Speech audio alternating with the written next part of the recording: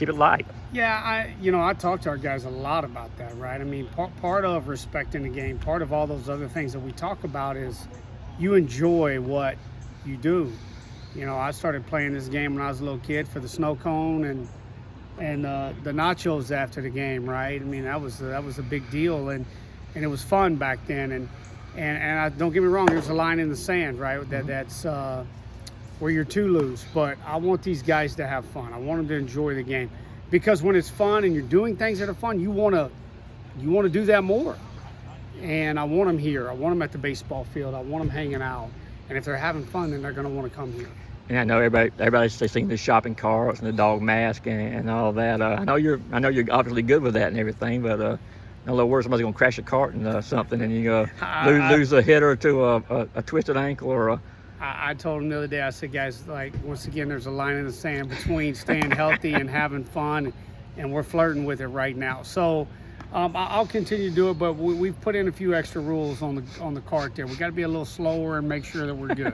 What was the big thing with the Twins when you were there, as far as celebrating home runs and stuff? Oh man, we had a couple. We had the one where it was the robe. We had one that was a chain. Probably those were the two that everybody took on. Like after a guy would hit a homer, they'd put on the robe. And then in 19 we broke the major league record. Right. For homers. Yeah, the Braves tied it. I think that was 2 years ago. Yeah. Still got that bat in my office. I mean, it changed, and change and the robe were probably the two biggest. Yeah, I know you talked after the game last night about this series coming up with Texas. I mean, treating it like any other series, which you obviously you have to do. Where does the senior leadership now kind of come into play when kind of helping maintain that thought process and doing it like you're talking about? Yeah, the great thing about seniors is they've been in the game a long time, right, at this level, and they know that if you get too high for a series or you make too much out of it, the outcome can cause you to spiral. Can cause you to, start to panic, start to try too much, start to hit 5-run homers or strike out 6 guys in 1 inning. Mm-hmm. And you just can't. You got to stay here. And so it's good to have these older guys who've been around this league to understand, hey, you know what? The most important game that we're going to play all year is Friday. It's the only one on the schedule.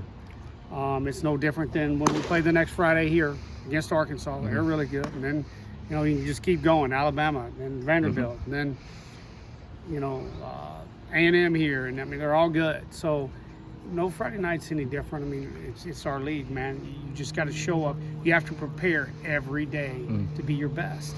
And I think that's what your seniors, when they really come in and start to help, especially your younger guys, your guys who are not as experienced. What's your experience with games at Texas in your baseball career? It's raucous crowd. It's going to be wild. You got to play really good baseball. It's a very, very big ballpark. Weather doesn't look good for homers this weekend, and even if the weather is good for homers, you typically don't hit a lot of homers at that ballpark without getting into all that. So you better be ready to play good. You got to play really good defense. You can't walk guys, and you got to get timely hits. Well, like you kind of alluded to my next question, they've only given up 14 home runs, I think, this year. How much of that is the pitching in place of where they play at? Oh, well, I don't want to not respect their pitching staff, but as I've even told Mr. Lakos right here to my left this morning, I've played games at that ballpark where Ohtani couldn't hit it out. Wow. So, I mean, that's how big it'll play. Of the wind blowing in? Yeah, wind's blowing in hard. And the way their stadium is actually constructed, the south wind comes over and then shoots back in from center. Mm-hmm. But the south wind, you can still get it out down the lines. But we play, I think there's a northwest wind on Saturday and Sunday. Mm-hmm. It'll be hard, like really hard to get it out. Gonna be able to take Trey with you this weekend? Yeah, Trey's going. Yeah. Okay. No, we'll have another. He, of course, sees Doc again today. We'll have another update on him probably tomorrow. Okay. Is it hamstrings that he's dealing with? Mm-hmm. Yeah. Mm-hmm. When you've gone to Texas, was it with Dallas Baptist, Arkansas? Dallas Baptist and with LSU. LSU. Yeah. Obviously, you just spoke about how you guys are trying to focus game by game, but off the field, just as a coach, just when these guys leave here, what are your feelings and how do you make sure that they are, coming back here the way they left as far as mentality-wise? Yeah, we talk a lot about it. Like in our game, they've got we try to live with, I tell them the worst thing you live with in life sometimes is regrets. And you got a chance to be special, do special things or be really good or whatever it is, right? Whatever adjective you want to fill in right there. And, these guys, I'm just asking them to think about it. I mean, it's April the 2nd. Our season's over in middle of June, hopefully, if you play the last game of the year. So how many months are you really talking about having to sacrifice for something? I talk to them a lot. I've done this a long time. I've talked to a lot of players that I've had that were really good and couldn't leave the ballpark and do the right thing. And they, and I run into them and, what do you think the first thing is they tell me? They regret that they didn't do X, right? Whatever X was, either work out harder, sleep better, do things right away from the ballpark. All those factors come in, and those are the guys that you look back and you go, yeah, they could have been really special. And, stuff away from the field got them a little bit. And so, you tell those stories because this, it's like I tell all these guys, you do have a chance to be pretty good. And how you handle your business away from here is just as important as how you handle it when you're here. As a coach, do you even worry about your team a little more off the field, just knowing that, obviously, knowing that this has a chance to be a really good team? And yeah, I worry. I don't know really what that means for me. I tell them, and it's like I tell them, hey, we got a lot of good players, so go screw up off the field and you're not playing, we'll put somebody else in there, and there's kind of a little motivation. Do you like the role that Colton's playing out of the bullpen, or? Yeah, no, we'll eventually work Colton back into starting at some point. It won't be this weekend. I think he's probably another weekend away. We got to continue to build his count and get him back into the weight room the way we should after, when he got sick, he lost like 10 or 12 pounds, I think it was. And so he's about back up to the weight he was to start the season. And so once we get there, then I'll feel better about a good, solid weekly plan. How much are you crediting that little meeting you had with him at Florida tonight for kind of getting him in his mind right?